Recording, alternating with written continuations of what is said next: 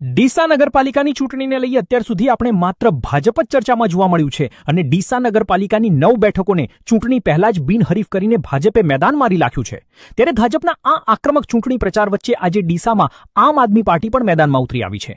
ડીસા નગરપાલિકાના ward number 4માં આજે આમ આદમી પાર્ટીના વિજયભાઈ દવે, એડવોકેટ સુભાષભાઈ ઠક્કર અને રંજનબેન પંચાલ જનસંપર્ક કાર્યક્રમ માટે મેદાનમાં ઉતરી આવ્યા છે। આજે આ ત્રણેય ઉમેદવારો તેમના સમર્થકો સાથે જાહેર માર્ગો પર લોકો સાથે સીધો સંપર્ક કરતા નજરે પડ્યા હતા। મહત્વની વાત તો એ છે કે લોકોમાં પણ સારો પ્રતિસાદ જોવા મળ્યો હતો। નગરપાલિકાના ઇલેક્શનના પડઘમ વાગી રહ્યા છે। હવે ચૂંટણીની પ્રક્રિયામાં તમામ નોમિનેશન ફાઇલ થઈ ગયા છે અને ઉમેદવારોના નામ પણ ડિક્લેર થઈ ગયા છે। એ બાબતને લઈને આમ આદમી પાર્ટી તરફથી હું advocate Subhash Thakkar, Vijaybhai Dave, Ranjanben Panchal ward number 4માં અને અન્ય તમામ વોર્ડમાં ડીસામાં આમ આદમી પાર્ટી મજબૂતાઈથી આ ઇલેક્શન લડી રહી છે। અમે લોક સંપર્ક કરીએ છીએ। લોકોનો ખૂબ સારો પ્રતિસાદ અમને મળી રહ્યો છે।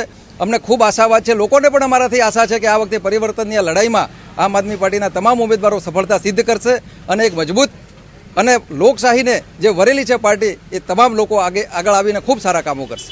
આ એ જ વિસ્તાર છે કે જ્યાં ગત નગરપાલિકાની ચૂંટણીમાં આમ આદમી પાર્ટીએ ભાજપમાં ગાબડું પાડીને એક બેઠક પર જીત મેળવી હતી અને એકવાર ફરી આ વિસ્તારમાં આમ આદમી પાર્ટી પૂરા જોશ અને ઉત્સાહ સાથે મેદાનમાં ઉતરી છે।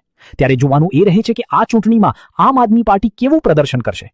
અતુલ પટેલ સાથે Haresh Thakor, BK news channel, Deesa.